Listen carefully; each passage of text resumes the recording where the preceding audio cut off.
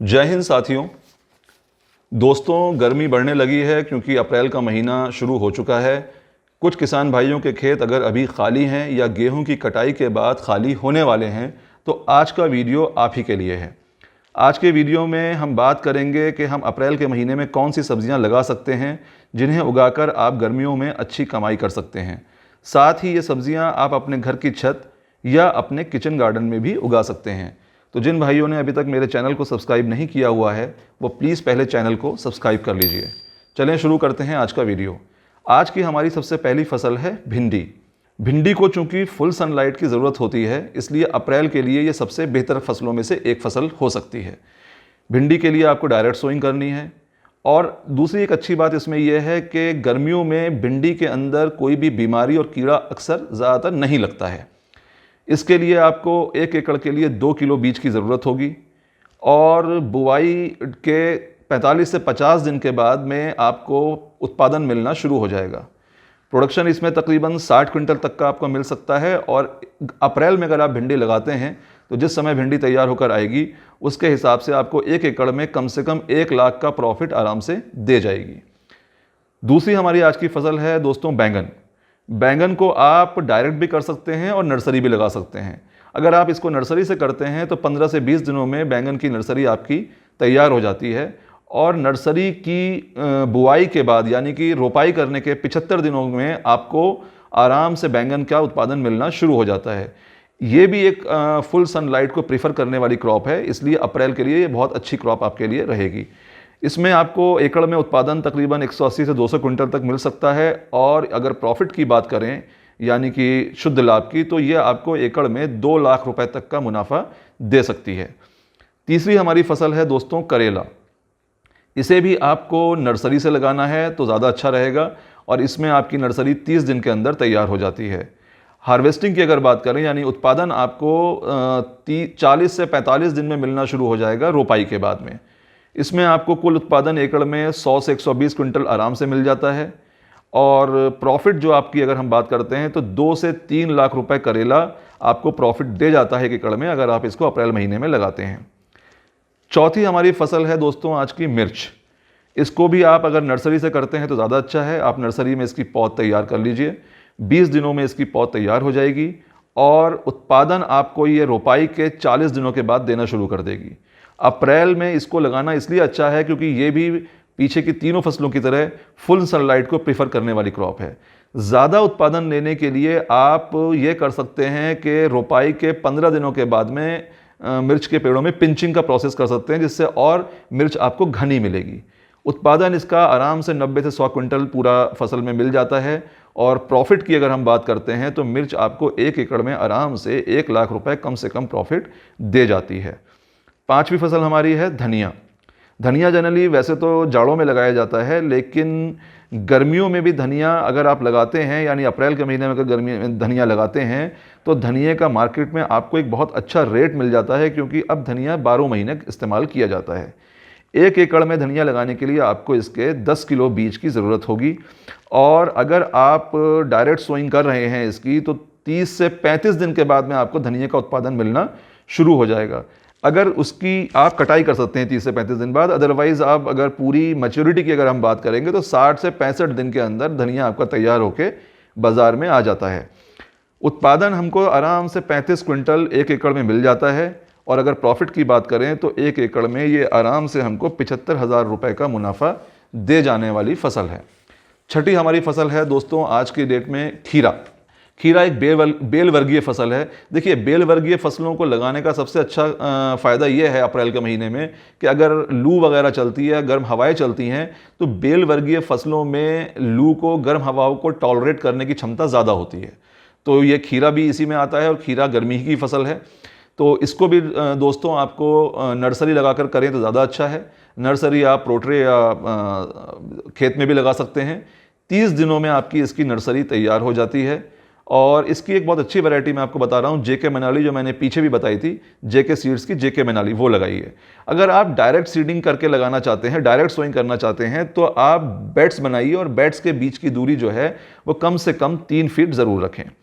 200 ग्राम बीज लगता है 1 एकड़ के लिए अगर आप इसको नर्सरी से लगाते हैं। अगर हम प्रोडक्शन की बात करें तो यहाँ पर प्रोडक्शन आपको खीरे का रोपाई के, यानी कि अगर आप नर्सरी से कर रहे हैं तो रोपाई के 30 दिन के बाद में आपको प्रोडक्शन मिलना शुरू हो जाएगा और 1 एकड़ का कुल उत्पादन आराम से आपको 150 क्विंटल तक मिल सकता है। अगर हम लाभ की, शुद्ध लाभ की यानी प्रॉफिट की बात करें तो 1 से 1.5 लाख रुपए का प्रॉफिट 1 एकड़ में आप खीरे की खेती करके ले सकते हैं। सातवीं हमारी फसल है आज की लौकी। लौकी भी एक कद्दू या बेल वर्गीय फसल है और लौकी को तीनों सीज़न यानी रबी, जायद, खरीफ यानी जाड़ा, गर्मी, बरसात तीनों सीज़न में उगाया जा सकता है। लेकिन अगर आप अप्रैल के महीने में इसकी बुआई करते हैं तो आपको ये बहुत अच्छा रिजल्ट देती है। आप इसको नर्सरी से करते हैं तो नर्सरी 30 दिनों में तैयार हो जाएगी। उसके लिए आपको 600 से 700 ग्राम बीज की ज़रूरत होगी। और अगर आप इसकी सीधी बुआई करते हैं तो बेड्स बना के ही इसको भी करेंगे और इसमें 10 फीट की दूरी दोनों बेड्स के बीच में आपको रखना चाहिए। लौकी चूंकि मल्चिंग के और मचान विधि दोनों से की जाती है, क्योंकि नीचे का जो हिस्सा है ज़मीन से अगर टच करेगा लौकी का तो वहाँ पर वो पीला पीला या वाइटनेस आप देखेंगे उसमें हो जाती है। लेकिन ज़्यादा अच्छा अगर आपको नतीजा लेना है और ज़्यादा लाभ कमाना है तो मचान विधि इसके लिए सबसे अच्छी रहती है। लौकी का उत्पादन आपको नर्सरी के अगर आप कर रहे हैं तो नर्सरी बोने के यानी कि रोपाई के 40 दिन के बाद में आपको लौकी का उत्पादन मिलना शुरू हो जाता है। इसमें जो आपको उत्पादन मिलता है वो 350 से 400 क्विंटल तक आपको 1 एकड़ में उत्पादन मिलेगा। और अगर हम लाभ की बात करें तो ये 2.5 से 3 लाख रुपए तक एकड़ में आपको मुनाफा दे जाएगी। आठवीं फसल है हमारी तोरई।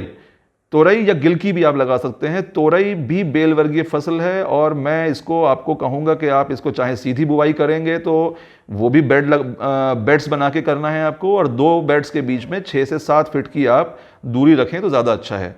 और अगर आप नर्सरी से करना चाहते हैं तो इसको नर्सरी से कीजिए। 30 दिन में नर्सरी तैयार हो जाएगी। 500 ग्राम आपका इसका बीज लगेगा। बहुत अच्छा अगर आप प्रोडक्शन करना चाहते हैं, लेना चाहते हैं तोरई का, तो इसको भी आप मचान विधि से करें। रोपाई के 40 से 45 दिन के बाद में आपको तोरई का उत्पादन मिलना शुरू हो जाएगा और कुल उत्पादन आपको जो मिलेगा वो होगा 80 से 100 क्विंटल। यानी कि अगर हम कम से कम रेट भी देखते हैं, अगर हमें मंडी में मिलते हैं तोरई के, तो तब भी ये 2 लाख रुपए का आपको मुनाफा यानी कि प्रॉफिट दे जाती है। नवी हमारी आज की फसल है दोस्तों कद्दू। कद्दू बेल वर्गीय फसलों की सबसे इंपॉर्टेंट फसल है और इसको भी आप जाड़ा, गर्मी, बरसात तीनों सीजन में उगा सकते हैं। अप्रैल में अगर आप उगाना चाहते हैं तो इसको दोनों तरह से आप कर सकते हैं, नर्सरी से भी कर सकते हैं और सीधी बुवाई से भी कर सकते हैं। सीधी बुवाई में वही आपको बेड्स बनाने हैं और बेड्स के बीच में दूरी जो है 6 से 7 फीट की रखनी है और बेड्स के दोनों तरफ आपको कद्दू के बीजों की बुवाई करनी है। अगर आप नर्सरी से लगाते हैं तो 25 से 30 दिन में इसकी नर्सरी आराम से तैयार हो जाएगी और नर्सरी के 1 महीने बाद यानी 30 दिन बाद आपको उत्पादन मिलना शुरू हो जाएगा। कद्दू का भी उत्पादन कम से कम आपको 300 से 350 क्विंटल एकड़ में आराम से मिलेगा और इसका भी मुनाफा आपको 2 से 2.5 लाख रुपए आप आराम से कमा सकते हैं। दोस्तों आज की 10वीं हमारी फसल है टिंडा। ये भी बेल वर्गीय फसल है, लेकिन इसको अगर आप अच्छी फसल लेना चाहते हैं अप्रैल के महीने में बो करके, तो ये ऑर्गेनिक यानी कि अगर आप गोबर की खाद वगैरह अच्छे से डालते हैं तो ये बहुत अच्छा रिजल्ट देता है। यानी कि इसको इनऑर्गेनिक के मुकाबले में अगर आप ऑर्गेनिक फार्मिंग करते हैं टिंडा के लिए तो बहुत आपके लिए फ़ायदेमंद हो सकती है। टिंडा को थोड़ा पानी ज़्यादा चाहिए होता है, इसलिए आप जो है इसका जहाँ पर सिंचाई की अच्छी सुविधा जिन लोगों के पास है वो लोग इसको लगाएं तो बेहतर है। बरसात में इसको अवॉइड करेंगे क्योंकि इसीलिए मैंने अप्रैल में बताया है, इसमें कीड़ा बीमारी बरसात में ज़्यादा लगता है। 25 दिन में टिंडे की नर्सरी तैयार हो जाती है और प्रोडक्शन जो है आपको करीबन 25 दिनों के बाद मिलने लगता है। 100 क्विंटल आप इसमें उत्पादन का एक्सपेक्टेशन कर सकते हैं। 100 क्विंटल उत्पादन मिलेगा एकड़ में आपको और बेड से भी लगाकर कर सकते हैं, यानी डायरेक्ट बुवाई भी कर सकते हैं। उसमें आपको दोनों बेड्स के बीच में 6 से 7 फीट की दूरी रखनी है और दोनों साइड आप उसमें टिंडे की बुवाई कर सकते हैं। अगर हम मुनाफे की बात करें, प्रॉफिट की बात करें, तो टिंडा भी आपको करीबन 2 से 2.5 लाख रुपए का एकड़ में मुनाफा आराम से दे जाता है। दोस्तों 11वीं जो हमारी फसल है आज की वो थोड़ा सा सब्जी वर्गीय फसलों से अलग है और वो है अदरक। अदरक हमारे लिए एक बहुत अच्छी फसल है, थोड़े लंबे समय की फसल है। 8 महीने की ये फसल होती है, लेकिन आप इसको लगाते हैं तो एक अच्छा मुनाफा आपको मिल सकता है। ज़मीन के नीचे होने वाली फसल है, इसलिए जो है आप अदरक को अगर करते हैं तो मौसम का इसके ऊपर बहुत ज़्यादा फर्क नहीं पड़ेगा। अदरक की बुआई के लिए आपको 600 करीबन किलो बीज, यानी ये इसकी जड़ कंद से लगता है, तो 1 एकड़ के लिए 600 किलो कंद की ज़रूरत पड़ती है।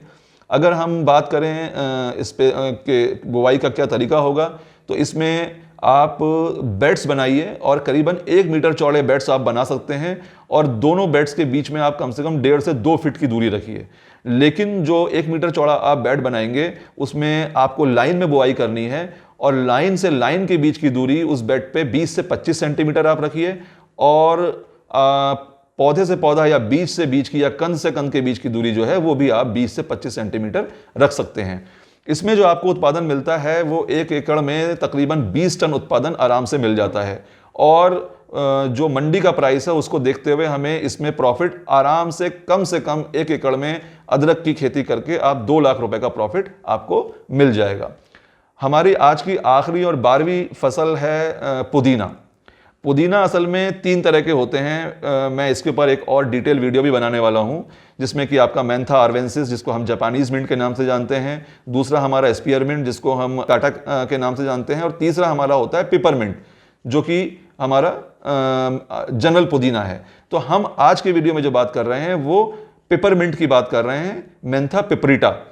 इसको हमें दोनों तरह से हम कर सकते हैं, नर्सरी से भी और डायरेक्ट भी लगा सकते हैं। नर्सरी का समय थोड़ा सा निकल गया है, हालांकि ये कभी भी लगाया जा सकता है।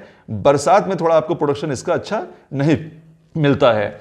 नर्सरी से आप करेंगे तो आपको करीबन इसको 20 किलो जड़ की जरूरत पड़ेगी नर्सरी लगाने के लिए और अगर आप इसको डायरेक्ट सोइंग करते हैं तो खर्च ज़्यादा आएगा, तो उसमें आपको तकरीबन 100 किलो जड़ की जरूरत पड़ेगी और 20-25 रुपए किलो आराम से इसका हमको प्लांटिंग मटेरियल मिल जाता है।